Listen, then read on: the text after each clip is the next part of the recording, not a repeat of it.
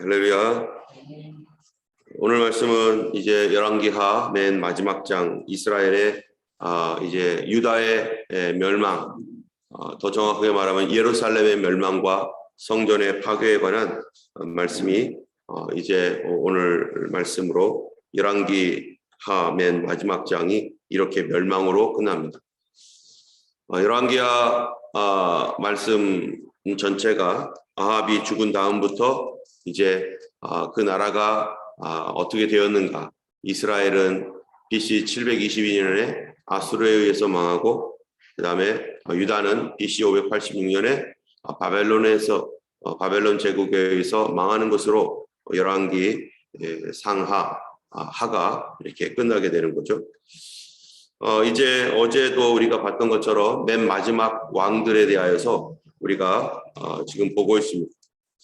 이스라엘의 맨 마지막 왕들이 요시아가 죽은 뒤에 그의 아들 여호아하스가 왕이 되어서 석 달간 다스렸죠.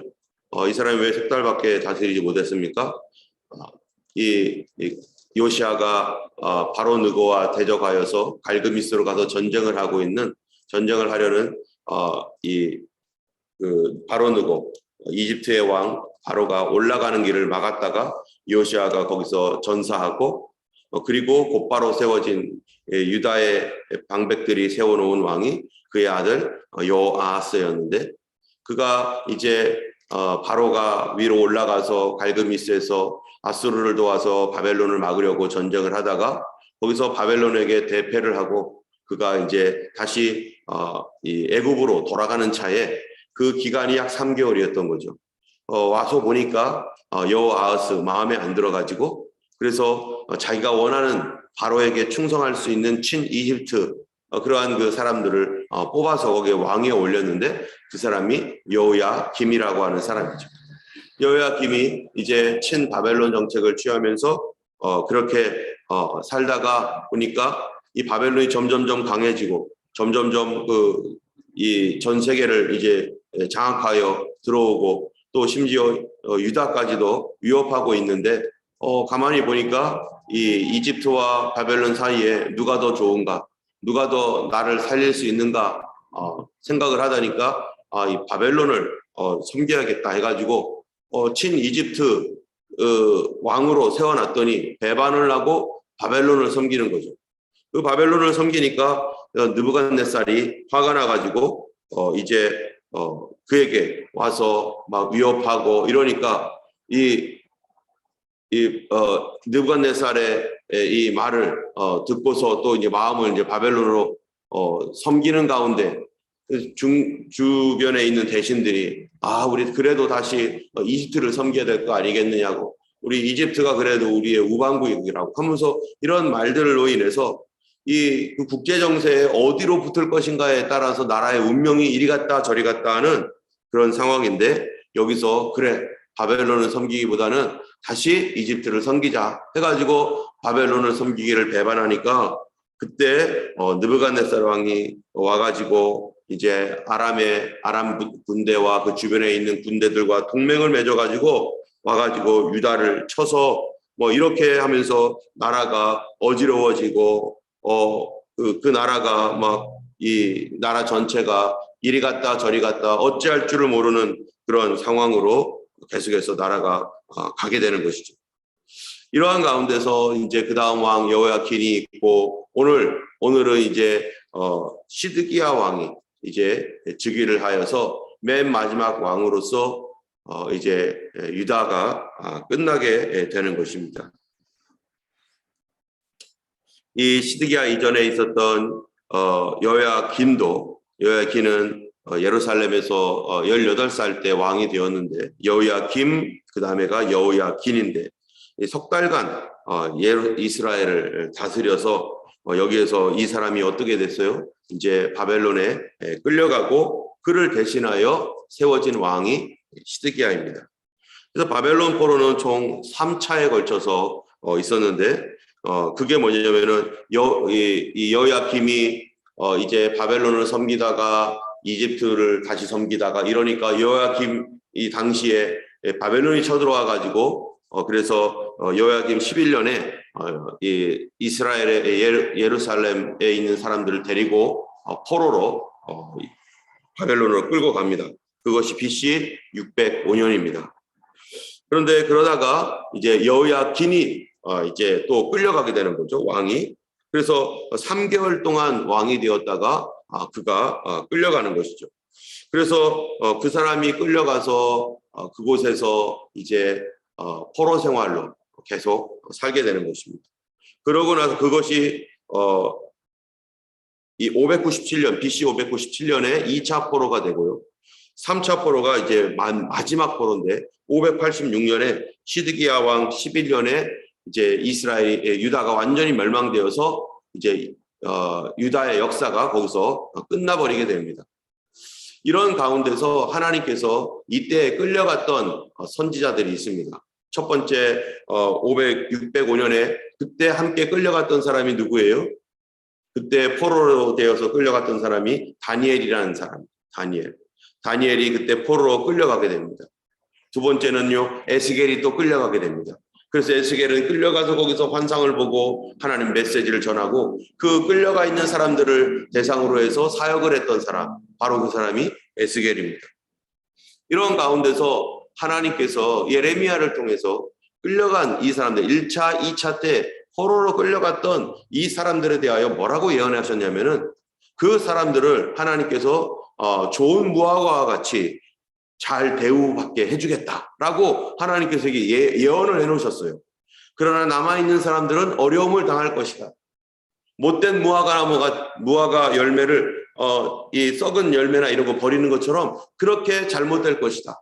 그래 말씀했던 것처럼 3차로 이제 이 시드기야 왕이 쳐들어왔었을 때 그때 많은 사람들이 죽음을 당하고 끌려가다가 죽기도 하고 하면서 정말로 못된 무화과, 나쁜 무화과, 썩어버린 무화과처럼 그런 고통을 받고 그렇게 되었던 것이 역사적으로 있는 것이죠. 오늘 본문에 보면은 구체적으로 어떻게 되어 있냐면은 시드기야 제9년에 이제 바벨론의 왕 느부갓네살이 군대를 거느리고 예루살렘을 치러 올라와서 그 성에 대하여 진을 치고 그리고 주위에 토성을 쌓았습니다.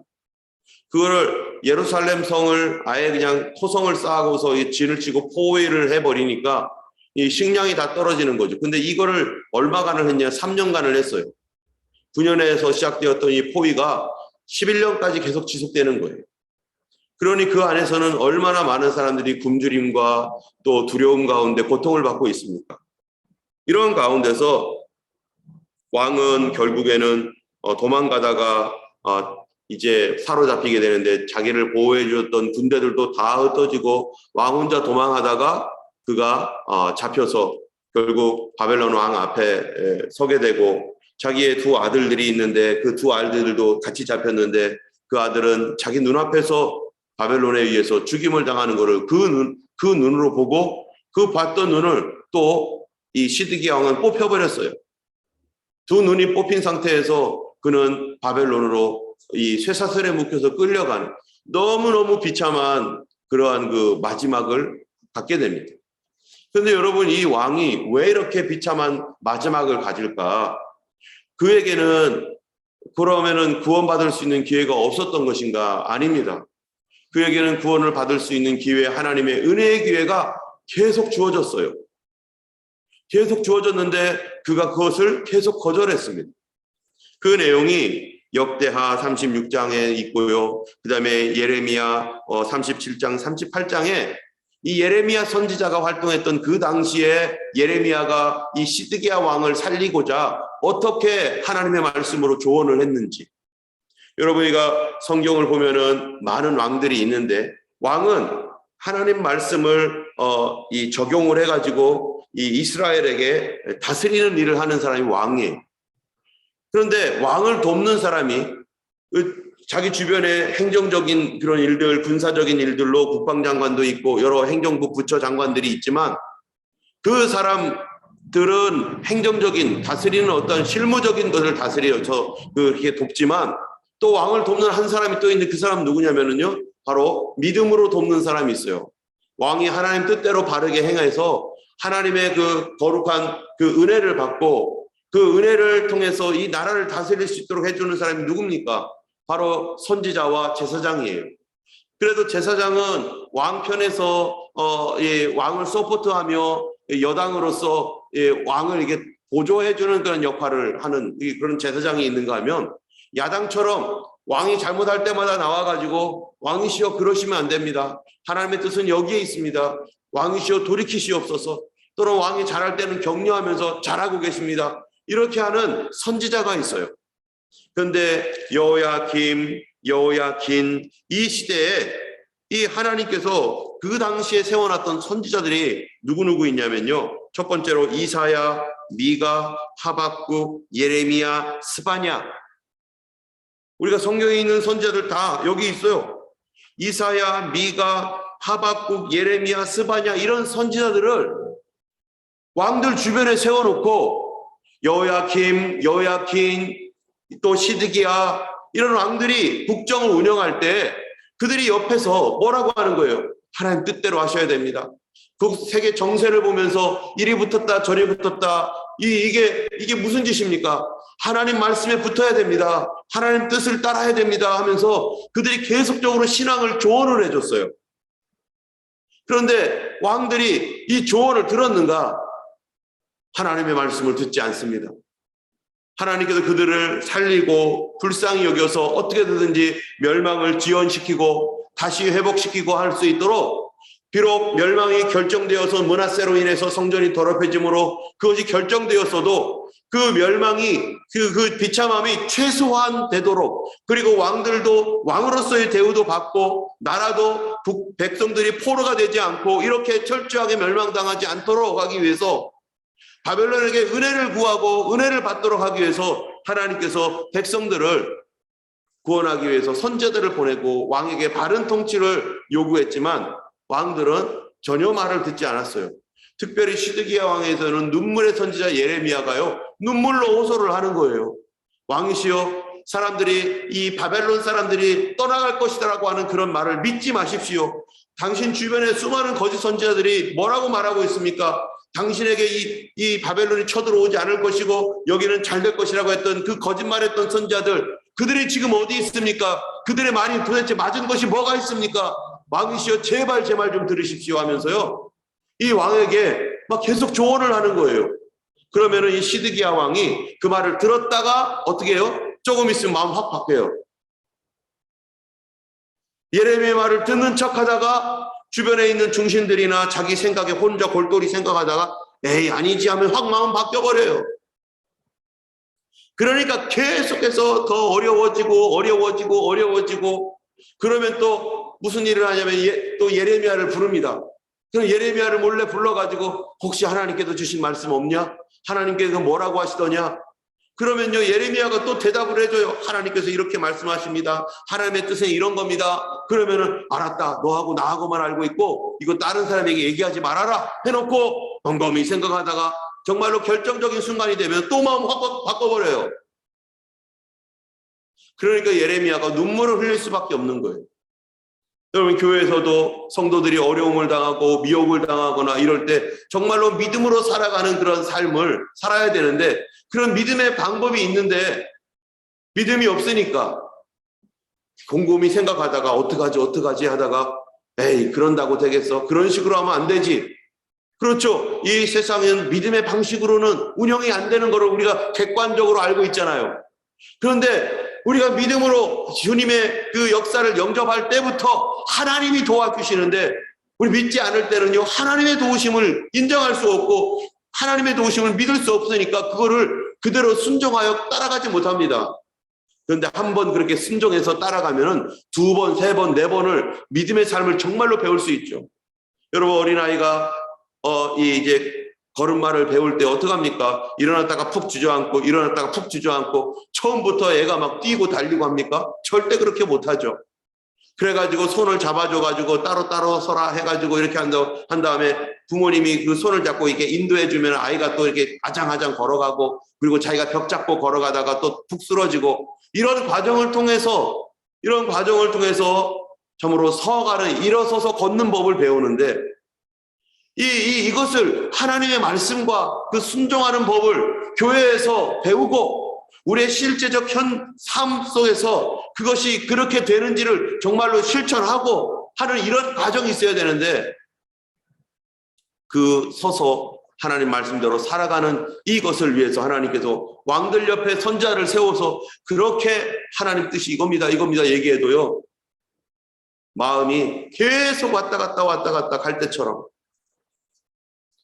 시드기야에게서는요, 예레미야가 그렇게 눈물을 흘리면서 뭐라고 했느냐면, 왕이시여, 거짓 선지자들을 믿지 마시고 이제 증명이 됐지 않습니까? 그들이 말했던 것이 하나도 이루어지지 않았지 않습니까?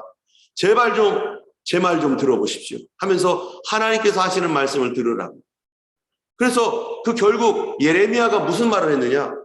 하나님께서 이 땅을 멸망하기로, 이 유다 왕국을 스톱시키기로 결정했다는 거예요. 므낫세의 죄로 말미암아서 이제 더 이상 나갈 수 없고 왕도 믿음으로 살지도 않고 하니까 더 이상 이 나라가 계속 지속될 수 없는 그 바벨론에 의해서 멸망받기로 결정이 되었다는 겁니다. 이거는 하나님의 결정이에요. 더 이상 이제 믿음의 반응과 상관없이 그렇게 결정이 됐어요. 지금까지 그렇게 싸워왔기 때문에. 그런데 그렇게 결정이 되었어도 왕의 목숨을 구하고 백성들이 포로로 잡혀가는 것은 면하고 이 성이 파괴되는 것은 면하고, 그래서 이 바벨론에 의해서 그래도 좋은 대우를 받을 수 있도록 하는 길을 알려주는 거예요. 그게 뭐였습니까? 왕이시여, 바벨론에게 항복하는 것이 옳은 길입니다, 지금은. 그러니까 이런 조언을 해주니까 그 주변에 있었던 이 유다 이 고관들이나 이런 사람들 뭐라고 하겠어요? 길길이 뛰면서, 아니 너가 매국노다, 바벨론에게 어떻게 우리가 항복하느냐 하면서 이제 인간의 애국심이라고 하는 그 감정을 동원해 가지고 하나님의 말씀을 전하는 예레미야를 계속 공격하는 거예요. 여러분, 우리가 우리 애국심을 가지고 친일파, 친중파 이런 거 있지만, 여러분 그게 무슨 소용이에요? 예수 믿는 사람에게. 하나님의 뜻이 중요한 것이죠. 하나님이 무엇을 원하고 계시는지, 그것이 우리가 살 길이고 하나님께서 우리에게 복을 주시는 길인데, 그런데 하나님의 말씀이냐 아니냐가 중요하지, 지금 그게 친일파냐 친중파냐 친미파냐 어쩌고, 그게 뭐가 중요해요? 지금 이렇게 무너져가는 나라를 하나님께서 예레미야에게 메시지를 줘가지고 바벨론과 친밀하게 하고 바벨론에게 항복하셔야지만이 이 나라가 산다는 것이 하나님의 말씀이었으면, 그렇게 순종하고 따라가는 것이 하나님의 말씀인 줄 안다면은 그렇게 가야 되는 것이죠. 그러면서 예레미야가 하는 말이 뭐라고 하냐면은, 왕이시여, 왕이 항복하면 이 성이 무너지지 않을 것이고 백성들은 이 바벨론에 의해서 그래도 대우를 받으면서 보호를 받을 겁니다.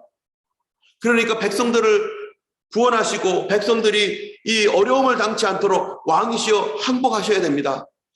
항복해야 됩니다 하면서 막 간곡히 왕에게 얘기하는 거예요. 그러면서 동시에 경고도 합니다. 그러나 왕이시여, 왕이 항복하지 않으면 왕의 생명도 보존할 수 없고 백성들도 고통을 받습니다. 예레미야 38장에 바로 왕에게 항복을 권유하는 예레미야의 메시지가 있어요. 38장 17절에서 20절까지 보면.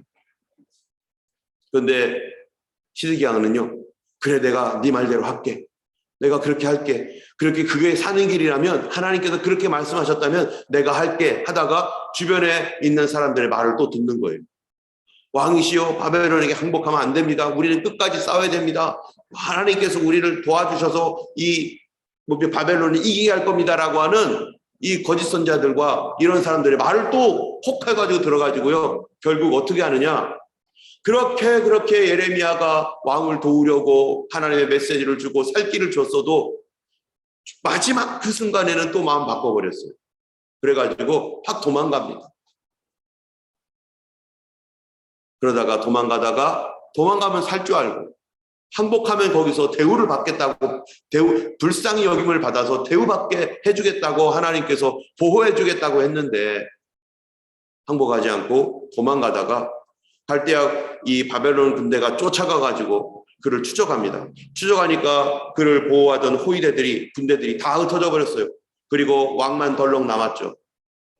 왕의 아들도 거기 있겠죠. 그리고 잡혀가지고 그리고 잡혀가지고 바벨론으로 끌려가는 도중에 두 아들 죽고 자기 눈 뽑히고, 하나님께서 모든 사람들에게 정말 그들의 영혼이 살기를 원하고, 혹시 어떠한 판단이 내려져서 어떤 심판과 같은 형벌과 같은 일들이 있을지라도 그것을 하나님께서 최소한하고, 그리고 그의 삶을 보존하고 다시 회복할 수 있는 기회를 또 주기 위해서 하나님은 그때도 인도하고 계셔요.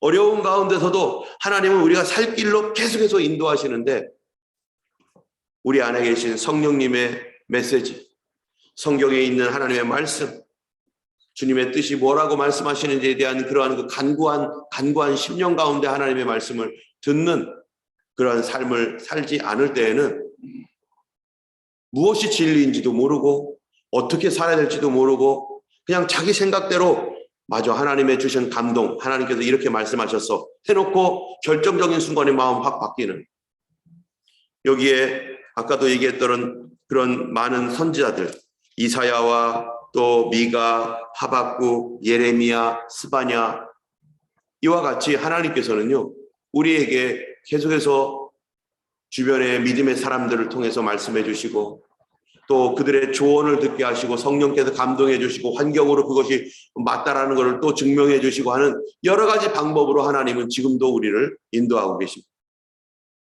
여러분, 하나님의 이 주변에 우리에게 또 말씀하시는 주의 성령의 음성과 주님의 뜻이 무엇인지를 분별하는 그러한 이 심령이 되지 않으면 우리가 정말로 내가 어디로 가야 되는지도 모르고 그렇게 살아가는 것. 지금은 오늘 우리들은 안전한 이 시대에 있습니다. 그래도 그나마 이때 우리가 반드시 해야 될 게 뭡니까? 하나님의 뜻을 분별하는 훈련. 아장아장 걸었던 아이들이 이제는 벽을 짚고 걷고 이제 혼자서도 하나님의 뜻이 무엇인지 분별하며 걸어갈 수 있는 훈련. 작년 12월 25일에 우리 교회 모임에서 정말로 올해는 하나님의 말씀을 듣고 이제 일어나서 주의 뜻을 순종하며 하나님 말씀으로 분별하고 사단이 주는 거짓말에 속지 않고 믿음으로 살아가는 훈련, 하나님의 음성을 듣는 훈련. 이 마지막 시대는 그러한 하나님과의 친밀함 안에서 말씀이 이루어지고 그 말씀이 성령으로 나에게 깨달아져서 그 성령의 말씀을 듣고 들어가는 그런 삶을 우리는 지금 철저하게 해놔야 됩니다. 그러지 않으면 말씀이 어두워지고 분별하지 못하고 여기 있는 마지막 새 왕처럼 아무것도 누가 옳은 말을 하고 있는지, 저 사람이 하나님의 말씀으로 옳은 말을 하고 있어도 결국 자기 생각으로 돌아가는 그런 삶을 살아갈 수밖에 없어요. 어두워진 이 시대 가운데 주님 오실 날이 정말로 가까워오고 있는 이때 우리가 주님 뜻대로 살아가는 그러한 믿음의 삶, 믿음의 훈련을 오늘도 주님 앞에서 하기를 원하고, 주께서 우리를 인도하시는 불과 구름 기둥의 역사가 오늘도 일어날 줄로 믿습니다. 우리가 날마다 하나님 안에서 믿음으로 살아가는 우리 모든 교회가 되기를 주님의 이름으로 축원합니다. 기도하겠습니다. 걸어가신 하나님 아버지, 저희들은 연약하오나 우리 하나님의 능력의 손이, 우리 하나님의 도움의 손이 우리와 함께 하셔서 우리가 어디로 가야 될지 무엇을 해야 할지 알지 못할 때 그 수많은 하나님 혼돈의 메시지 속에 하나님의 말씀이 있습니다. 하나님, 그러나 문제는 그 수많은 혼돈의 메시지 속에서 하나님의 말씀이 무엇인지 알지 못하는 하나님 어리석음과 아버지 눈이 가려져 있는 하나님의 혼돈 속에 있는 우리들에게 주여 하나님, 이제 다시 하나님 주님 앞에 정신을 차리고 하나님이여 참으로 주의 말씀을 분별할 수 있는 하나님 은혜를 주셔서 성경 말씀을 통해서 훈련되게 하여 주시고, 하나님 성령으로 말미암아 하나님 정결함 속에서 주여 하나님 겸손함과 경건함으로 하나님의 말씀을 듣는 그런 삶이 훈련되어지게 하여 주옵소서. 아버지 하나님이여 우리의 삶을 하나님 거룩한 길로 인도하시는 주님, 주께서 하나님이여 우리 마음을 하나님 예수님의 피로 닦아주시고 맑혀주셔서 아버지 하나님이여 주님을 따라가는 하나님의 백성으로 살게 하시고 주님의 자녀로서의 권세를 누리며 살게 하여 주옵소서. 오늘도 우리 주님 함께하여 주시고 예수님의 길을 걷는 하나님의 그런 믿음의 길, 하나님 경건한 길, 거룩한 길을 걸어가게 하여 주시옵소서. 감사드리며 우리 주 예수님 이름으로 기도드렸습니다. 아멘. 하늘에 계신 우리